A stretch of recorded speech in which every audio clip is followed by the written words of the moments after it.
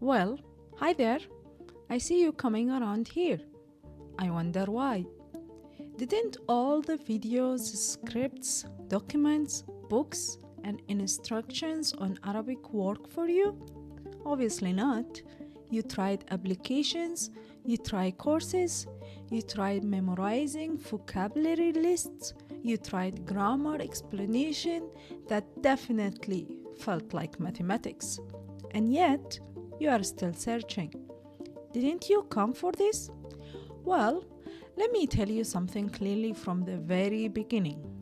Arabic is by no means difficult. Who actually says that? Think about it. Mostly, those whose first language is English argue that Arabic is a difficult language, if not impossible. They are unable to see Arabic beyond their narrow English perspective. They analyze Arabic using tools that were never built for it. And when the method fails, they blame the language. So the myth was born. Arabic is so hard. No, actually it's not. Arabic is simpler than you think. It's just that no one ever showed it to you correctly. And that's what I'm here for, to change that. I will show you Arabic in a way no one has ever shown it to you. Not simplified, not diluted, not translated into English thinking, but understood on its own terms, in a way that will make you unrecognizable as a learner of the language rather than being born to it. What do I mean by that? Think about this. How many people graduated from the Arabic specialization in college? Years of study, years of exams, and years of certificates. Yet the moment they speak Arabic, you immediately know they learned it. But why? Now compare this to English learners or Chinese learners or even Scandinavian languages learners. Sometimes you cannot tell whether English, Chinese, or the Scandinavian languages is their own mother tongue or not. So what happened? What's the difference? I will tell you why. They were taught Arabic the wrong way, exactly the same way you were taught. And this is precisely what brought you here. Here, we learn Arabic from the inside out. We do not force Arabic to behave like English or any other language. We do not translate thought by thought. We do not memorize disconnected rules. Instead, we see Arabic as it should show itself, without filters. We look at the language as pure as it is, how it is produced, how it is spoken, how it is written, and how it thinks, to the point that people will not recognize whether you learned Arabic or Arabic grew with you from childhood. How would I know how to do this? Because neither English nor Arabic is my mother tongue. I learned both from zero. No shortcuts, no linguistic privilege, no inherited intuition.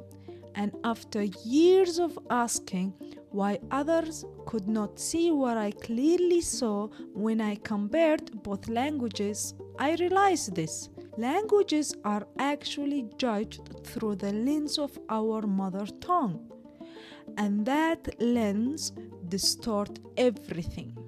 To be honest, so far, English remains the most difficult language I have ever learned, and I have learned quite a lot.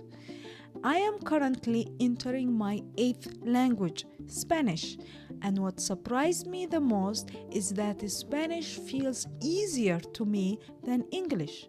Why? Because of its similarities to Arabic, the structure, the clarity, the predictability, which brings me to the most important point.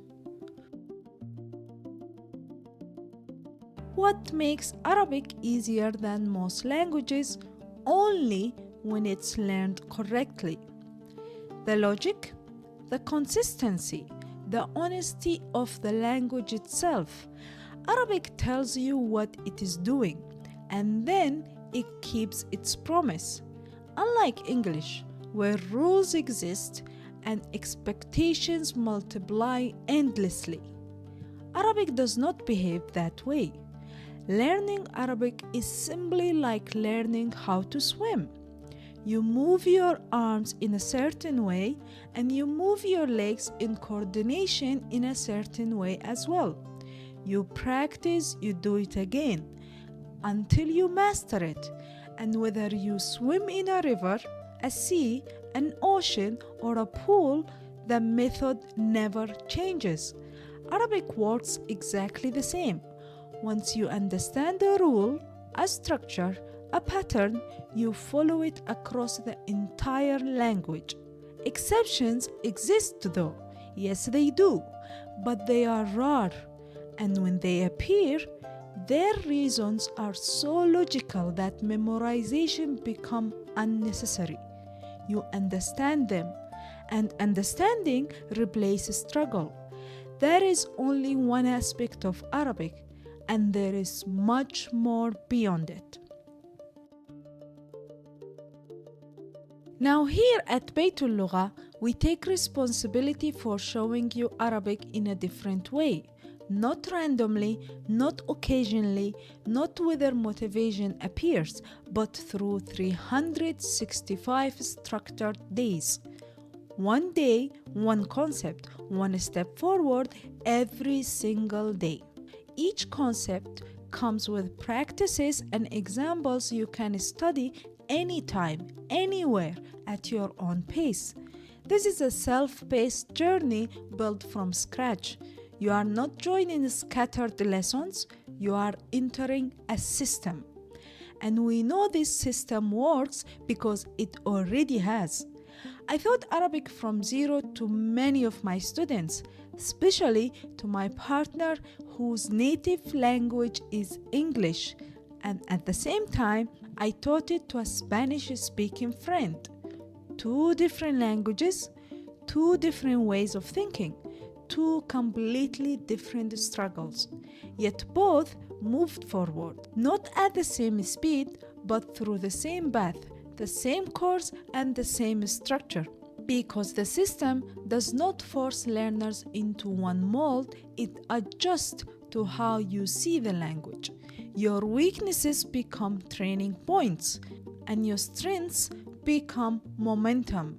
So everyone here advances on their own pace through the same system. How does this course work? This course is divided into 5 stages across the 365 days.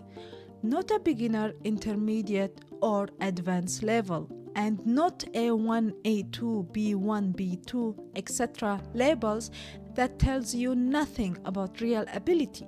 Instead, these are real developmental stages. Each stage addresses 2 fundamental questions. At the beginning of each stage, you pause, ask yourself, what have I truly mastered so far? Because this stage doesn't start from scratch. It builds on what you have already secured from the previous stage. Not what you recognize, not what you vaguely remember, but what you can actually do. Once you answer that honestly, you move forward. You train, you practice, you struggle, you adjust, and gradually you master. Then at the end of the stage, you ask the second question. What can I now do that was impossible at the beginning of this stage? This is where progress becomes visible. When you can answer that question clearly, you stop guessing whether you are improving, but you see tangible evidence that you are moving forward, not only speeding up with motivation. You now have evidence, proof. You can see the distance between who you were at the beginning of the stage and who you have become by completing it. You recognize new abilities. You notice what is becoming second nature. You understand why this stage was necessary and why you are ready for the next one. That answer gives you direction. It gives you confidence. It confirms that your effort produced real change. Every stage begins with awareness and every stage ends with proof. You do not advance because time simply has passed. You advance because your ability has changed. These stages are birthed from real teaching experience. They evolve, adapt, and grow with students because language learning is not linear. It is a life, and life is never linear. What are the 5 stages? Stage 1, literacy. And I will be calling you Al-Muta'athirun, the stumbler. At this stage, you need zero knowledge. No alphabet, no sounds, no preparation, only commitment. Here you learn sounds, letters, vowels, word constructions, including writing skills, sentence foundations. By the end of this stage, you read focalized Arabic, you will be able to write simple words and sentences, and you will hold basic conversations perfectly. And most importantly, you pronounce Arabic correctly and accurately. This stage builds literacy. Stage 2, control, which I'll be calling you Al-Mukassarun, the broken speakers. At this stage, you are no longer trying to recognize letters, words, or meanings. Instead, you are using the language. You learn verbs, agreements, pronunciation flow, and sentence movement. At this stage, confidence replaces hesitation. You read without 100% of vowel markings. You recognize patterns and unfocalized words in sentences. You would also be able to write connected sentences and discuss real topics. At the end of the stage, you have the confidence to start producing, not just consuming. Stage 3, critical thinking, which I will be calling you Al-Mutafalsifun, the overthinkers. At this stage, you move from sentences to ideas. Arabic becomes a thinking language. You read arguments, you analyze meaning, you express opinions clearly. At this stage, you are no longer learning Arabic. You are thinking in Arabic and establishing its own home within you. Stage 4, mastery. And I will be calling you Al-Mutamakkinun, the ones in control.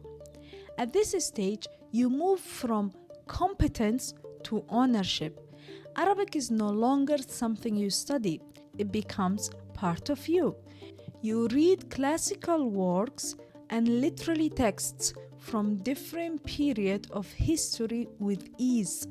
You understand native speech at full speed across multiple dialects. You speak and write with precision, shaping your thoughts into clear and accurate language. Not like a learner, but like someone who belongs to the Arabic language. Stage 5, authority, which I will be calling you Ahlul Bayan, the people of expression. At this stage, learning disappears. You no longer chasing fluency. You contribute, you teach, you critique, you translate, and you create ideas in Arabic. You belong to the language at this stage. And by the end of it, you are no longer recognized as someone who learned Arabic, but as someone who shaped by it. How the 360 days work. These 360 days follow a different philosophy. Each lesson includes a video, a downloadable PDF or couple more, sometimes a deeper article. The videos are for the basic concepts explanation with examples, and the PDFs are for deeper practices that go along with the videos. And articles are usually for those moments that you wonder, but why does Arabic do it this way? Everything is yours. You move at your own pace. You pause whenever and repeat endlessly. And you are welcome to come back anytime you desire. No pressure, no deadlines, only progress at your own pace. Why I teach this way? I learned Arabic at a very young age, and memorization was the only thing that never made me fluent. But reading did. Seeing patterns repeat through readings, allowing the language to reveal itself gradually is what actually made me fluent faster than the typical Arabic learner. And that is the philosophy here. I do not force fluency. We build understanding with a strong foundation, and fluency follows understanding naturally. So, if Arabic has confused you until now, if every course felt incomplete, if every explanation left you with more questions than answers, then this might be the first time you are seeing Arabic correctly and clearly, and possibly your last chance to see it without distortion, because most learners give up at a point equivalent to the first quarter of our first stage, long before real learning even begins. Not because Arabic defeated them, but because no one showed them how to move forward with less memorization and more understanding. But you are here now, exactly where you should be. So use this moment and tell me, what is your mother tongue? And what is one thing that you have heard about Arabic that sounds intimidating, confusing, or simply you believe is not correct? Is there anything about the language you want to be clarified?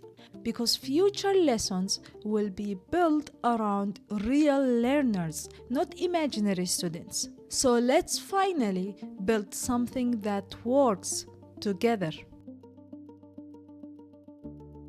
In the next video, we start from zero. No alphabet knowledge required, no preparation required either. Only curiosity and the willingness to begin. So, I will see you next time. Until then, stay curious.